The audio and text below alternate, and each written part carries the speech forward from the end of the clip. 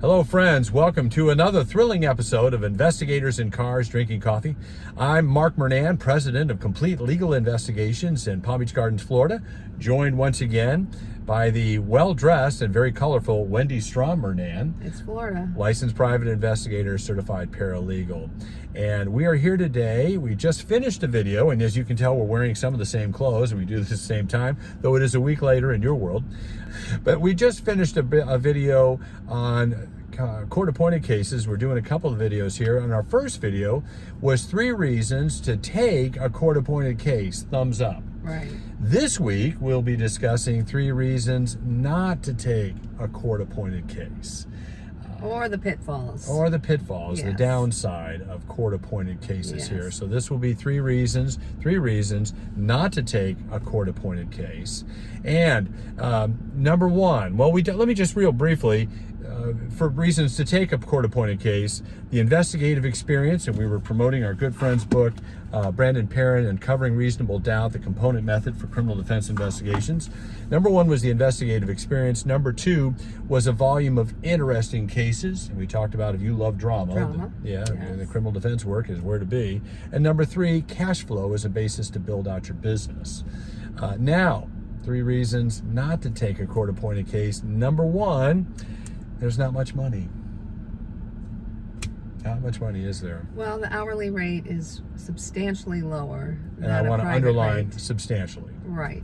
If you're billing a reasonable rate, then you will find court-appointed work, depending on the jurisdiction where you're at. Right. You will find it substantially lower than what you may be able to get for private work. And especially if you're hiring, or if you have employees or hiring subcontractors, when you're getting such a low rate, it's almost impossible to have, hire other people to help you on the cases. It's hard to farm out. Here in Florida, I believe, particularly in our district where we're at here, the hourly rate is $40 an hour, which is a quarter of what our regular billing rate is. Right. So it is substantially less. So that is one of the downsides of it. Plus, not only that, but they set your rate. Yeah, the state sets your rate. You are totally beholden to that agency that what your rate's going to be. Florida used to be more, much more. Yeah, back in the mid-2000s, it was a third higher. They were paying $60 an hour. Right. And then because of the economic downturn, they just slashed the rates by a third. And while it was at one point profitable, it became less profitable. Right. So we have dramatically scaled back our...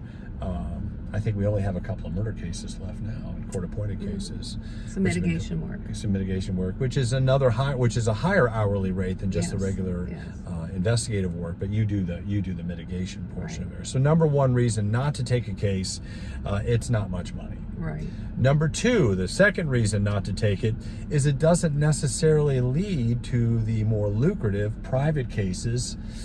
We thought it would. We thought it would. But why is that? Well, because attorneys who take court-appointed cases generally aren't in that sphere, in that realm of taking the more lucrative private cases. Right. It's definitely a 2-tier system. Yeah. Not saying that your attorneys can't work themselves, and we've had attorneys who went from the court-appointed tier necessarily to the higher private tier. Yeah. And we have had some very, very lucrative private criminal cases just because we've been in business for so long. Right. But if you're kind of in that route, we did a lot of work in the federal system with what I call circuit riders, people riding the district court circuit up and down the coast, handling federal court-appointed work. They rarely got private cases. They were making a lot of money or decent money in the court-appointed system. Yeah, it's kind of their thing to do. They enjoy it. So they have so many cases that they're able to make a reasonable profit and live, and take the cases that they like and not like. Right. But it doesn't for the private investigator, it doesn't necessarily lead to more lucrative private cases. We didn't find it did. No, we did not. Yes. Now, some of you out there may be shaking your head, said that you found the opposite. We're just giving you what our experience has been over 20 years now in private investigators and handling these At least things. don't count on it. Yeah, don't always count That's on not a business strategy. Number 1 is it's not much money. Number 2, it doesn't necessarily lead to the more lucrative private cases. Number three, it's a hassle at times to get paid. Oof. Now, in our last video, you do get paid. Yes. But you're jumping through a whole lot of hoops to get paid. Such as? Well, first of all, the attorney has to get an order from the judge to approve your fees. So you are totally counting on the lawyer to do what he needs to do to get you paid. Sometimes the lawyers don't even know how to do that. They don't want to take the time. It's a hassle for them. Yeah, it's a hassle for them. They want the work done. Right. It's the paperwork. So you're just sitting there and you don't want to, anyway, so that's number one. Number two, once you get your order and it's time to bill the case, then you have to figure out usually a pretty complicated system. Luckily, it's all online now, which has made it much easier. Right. But you do have to figure that out, and they will nitpick every single thing you do. Now, some people will dispute that, but our experience, and we give we give detailed invoices. Yeah, it can be a bit and so they keep bouncing them. So it's very hard to stay profitable when your bills are getting bounced. Yeah. It doesn't happen to us too much anymore after 20 years. We've kind of figured it out. But in the beginning, you're going to have some and the state hardships. can change their system overnight. And you not even be now they've got a new system, and you have to learn those ropes to it as well. You have to have contracts with our state. You have to remember to do that. And the lawyers have to do what they need to do. So it's not an independent way to do business. Right. You're not dealing. Is that the best way to put it? You're not dealing one-to-one. You have a client. The client is paying you. In the court-appointed system, you have to deal with the attorney. You have to deal with the judge and the court. You have to deal with the state administration. In Florida, it's the JAC, the Justice Administration Commission, the judge's assistant. Yeah. So there are multiple people, multiple parties involved in the process. Right.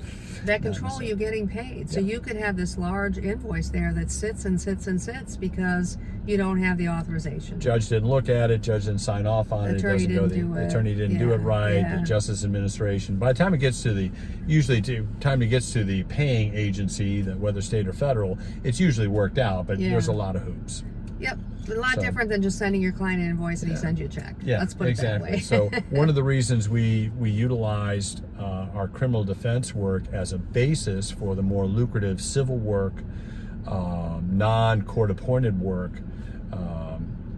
was that, we had steady revenue, so it allowed us to build out our business in other directions. Right. For which we're very grateful. Yes. So those are... Just so you know the pitfalls. Yeah, so these are 3 reasons not to take a court-appointed case. And so we just offer this out here after many, many years of experience. Again, we're kind of looking in retrospect now over what worked, what didn't work. But court-appointed cases have been a large part in our business for many years. We enjoyed them while we did them. And then we started getting into a position where we weren't so reliant on them. True. So these are great. This is just a great way to perhaps think through the process of whether you want to do them or not. So thank you for that. Again, we want to promote a couple things. If you're going to do court-appointed work, don't miss this classic, Uncovering Reasonable Doubt by Brandon Perrin. You can find that on Amazon or contacting him at criminaldefenseinvestigator.com. Also, don't miss out on Investigators in Cars follow-up, and the Profitable PI, theprofitablepi.com, where you will find our manuals for online, which are download. You can find those, download them, and learn how to learn what our process is for investigative procedures, research procedures, how to work with subcontractors, how to have employees, marketing to plaintiff attorneys. So we have 6 different manuals. A wealth of information on how you can have a more profitable. Not much money. they're reasonably priced. Let me Very put it that reasonable. way. So thanks for watching. We will see you next time on Investigators in Cars Drinking Coffee. Bye-bye now.